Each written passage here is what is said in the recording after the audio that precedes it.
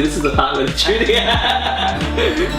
Anyways, welcome back, coffee nerds, or not nerds, or whatever you are. Today, we're gonna do another coffee unboxing, but with a little bit of a twist. I've got my two friends here. We've got Chad from Australia. Yeah. We've got Nigel from China, and I've been wanting to do this coffee chat series for a little while now, sort of about just investigating different people in the coffee industry, where they find their inspiration, what kind of advice that they can give. And today I thought, since the three of us have all traveled to different places to work in coffee, I wanted to frame today's video around the theme of going to a different city as a barista or any other professional form in the coffee industry. But first, coffee. So let's do a quick unboxing. Dropping in, we've got Drop Coffee, straight from our friends at Modern Recreation. And if you don't know anything about Drop Coffee, they are an excellent roaster, straight from Stockholm. How about this? Nigel, can you open this box up with this this knife here? Cool, man. You got a cool knife. Chad and I are going to get this pour over ready because we gotta basically make this brew somehow. Are you familiar with this? No. This pour over? These filters are made for Kalita, but this is actually a mountain coffee. It's called the Torch, made in Japan. It's called the Mountain Coffee Brewer. And so, yeah, Nigel and I use this a lot over here. So what do we got going on? Let's see what we have in this box, by the way. Here, take that one out. Tell us what the origin is here.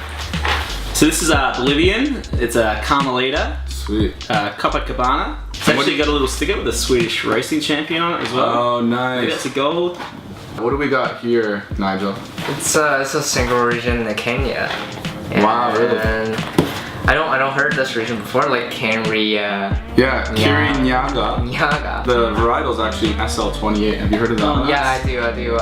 It's fairly typical in Kenya, but yeah. So those are the two coffees: Kenya, Bolivia, and on top of it, do you know what this is called? Like a tasting. Yeah, this is like a tasting sick, yeah. book, so you can write down all your profiles. This is like made by Drop Coffee, so this is really cool.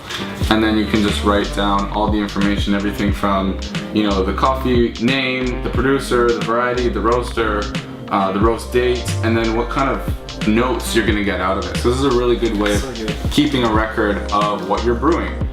So we can do that too, actually. And as usual, we've got a special portrait from Joanna from Drop Coffee and some beautiful poetry on the back.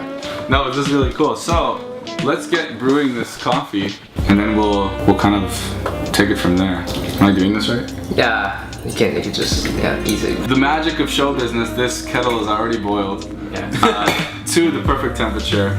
While we're doing this, I guess we can just start because I wanted to hear from these two guys their experience with coming to a new city, or just a passion in coffee, or maybe they had no coffee experience. I want to hear from them. So, Chad, what was you're from Australia. Australia is kind of known as a bit of a coffee mecca in the world in terms of specialty coffee. What was your experience coming from there and then landing in Toronto? Yeah, so Australia is bombarded with so many amazing coffee shops and amazing coffee roasters. I'm from Adelaide, so in comparison to Melbourne, it's probably not quite as good. Melbourne's really has coffee shops in every corner, and it's just coffee shop. Yeah. And the standard's really high. And I suppose being Australia, because we've got so many great coffee shops, our coffee standards are pretty high as well. So if we go into a coffee shop, we expect to have a good coffee. Right. And get a bit annoyed if we get a bad coffee, because you paid a decent amount for it. But did you actually start in coffee while you were in Australia? No, I've never actually worked in coffee in Australia, so which is it's been an interesting kind of journey with that, because I moved over to the UK for a little while, and I was living in Belfast, living in a hostel in Belfast, and just worked at a little corner coffee shop there. I was actually I volunteered there because that was working with new arrivals, refugees who had moved to Belfast, and teaching them skills in terms of barista skills and cafe skills. So then once their visa was approved, they'll be able to get into that sort of industry. And that really lines up with my background in refugee work in Australia and also my love of coffee. So that was really my introduction to coffee. Right. Yeah. Sweet. And then you found your way here, but we'll get to that in a second. Sure. Because we want to get to brewing this coffee. How do you think we should choose which one we're gonna brew first? I guess, how about we do a flip coin? Oh yeah, coins. Here, I think I have one in here, in this pouch. Here's a loonie. Sweet. That's perfect for you because you're a loonie. My duck. Heads or tails? Which head tails? Heads, tails? Yeah. Tails, Tails. okay. Cool. Bolivia first. Nigel, why don't you weigh this out Yeah. and we'll get this going. Okay, cool. So yeah, how did you come to Canada? Yeah. So there's an agreement between Australia and Canada Yeah. to be able to work for 2 years, and I thought, why not? I mean, I did the same thing when I was in Spain too. That's what brought me to when I was living in Barcelona. Yeah, Got to just go over there for a year, work in coffee. yeah, for sure. And like, if the opportunity's there, like, why wouldn't you take it? And Totally. yeah, so came over to Canada with the idea of getting into some sort of refugee youth work. Yeah.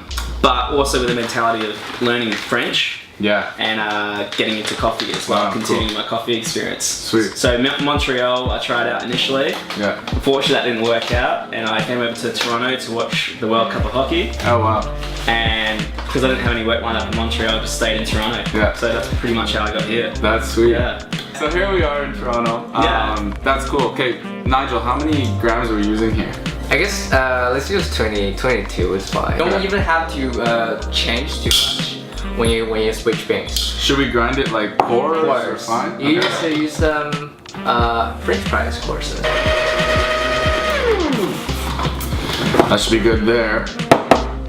Nigel, while I brew this up, I want to kind of get your story, your perspective, how you got to Toronto. When did you actually start in coffee? Was it here in Canada or what was it? It's actually China? back to China, but you know it's hard to say start in coffee because the coffee shop I used to work is a Pulver coffee shop. Okay. And during like 6 years ago. So that's why he knows so much about the Yeah. pour-overs. 6 years ago, like that's kind of a new trending in China. Like that's we people don't really drink coffee before. We drink teas, and because since like we're pretty close to the Japan, I guess, because and so we got a lot of influence with like Japanese coffee culture.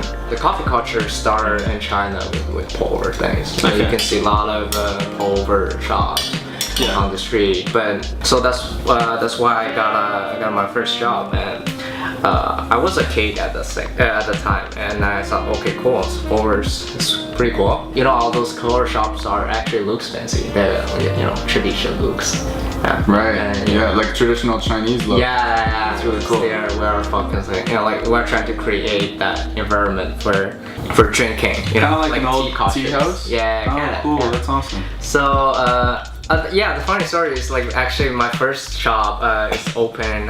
It's like in the mountain. Yeah. And my boss like wake up really early every morning, and he went to a natural stream to get the mountain water and to make A natural stream. Yeah. Really? Yeah. That's so cool. So no mountain stream. no filtration. No filtrations, but really sweet. That's so rad. Yeah, minerals. Yeah. Right. And that makes it so sweet, so tasty. Oh wow. And yeah, it's pretty cool. So what can you say based on that experience? What should we do here special? Like we put 22 grams in.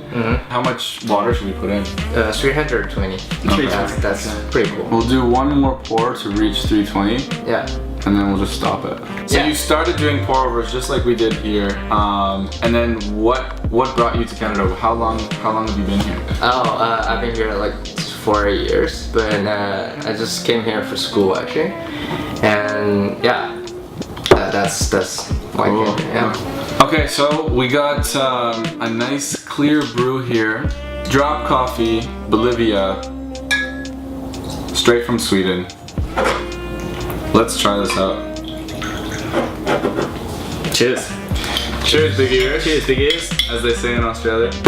Cheers, biggest. Cheers, big ears. Big ears. Big ears. Is it just because it rhymes? I see. That's really good. Real sweet. Yeah, super sweet, very clear. It's really juicy. The Bolivian, really, really good. Yeah.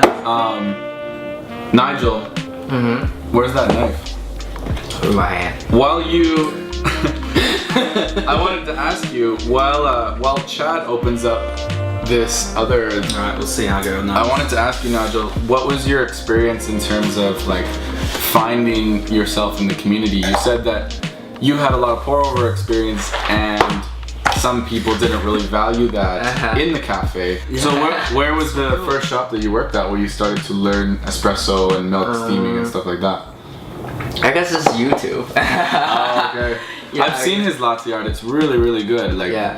I don't know, Firehand helps me a lot. Okay, You know, cool. Those guys are really nice, and sometimes I just, stay behind the bar, not behind the bar, just see how this guy's working, see their moves, and I mean, that's how I kind of did it at first too. Like when I was first getting into coffee, I wasn't working in shops. I was studying, I was traveling, but just asking questions and going up and making myself known to people wherever I was traveling about like how passionate I was about, essentially the service industry, about the coffee industry, and just about learning more. You make connections so quickly. People start to know who you are, and they're like, oh, I want to collaborate with you, or I want to like just go for coffee and get inspired and think about new ideas of what you can bring to the local community. Yeah. I mean, that's the thing about the coffee industry is it's so much based on also like your interactions with other people. Yeah, And, like, exactly. you can just make coffee, and that's I feel like half of the job of the service industry. Yeah, with that being said, I think the tips is just get out there, meet some people, get inspired. Don't go with expectations. Just like coffee, we didn't come into this cupping with like expectations of like, oh, what's it gonna be? Drop Coffee is like an amazing roaster from Stockholm. How's it gonna taste? But it lived up to it. We're enjoying some nice coffee here, sharing some good stories. And if you have any questions for any of us about maybe you're thinking about making the move to a different place and you either involved in coffee or a different industry, ask us some questions. Do you have any final thoughts? Final thoughts is, if you want to get into coffee industry, just try talk. We're friendly. I think that maybe the people working in coffee industry is the most friendly people that will amazing. love to talk to you, because that's kind of a part of their job. Yeah. And also you do well get nice feedback if you willing to show your perspective. Yeah. So try. I agree. A barista will never shy away from explaining more about coffee or more about a lot of things, because we are, for the most part, pretty big nerds. So that being said, what should I say to end this? Drink coffee and be a good person. 2 points. Cool, man. I'm Brody, I'm Chad. I'm Nigel. and this is the Nomad Barista. Cool. So there we go. Yeah. I think that's it. Yeah. I think Yeah, man. we covered everything. It's nice. It's pretty nice.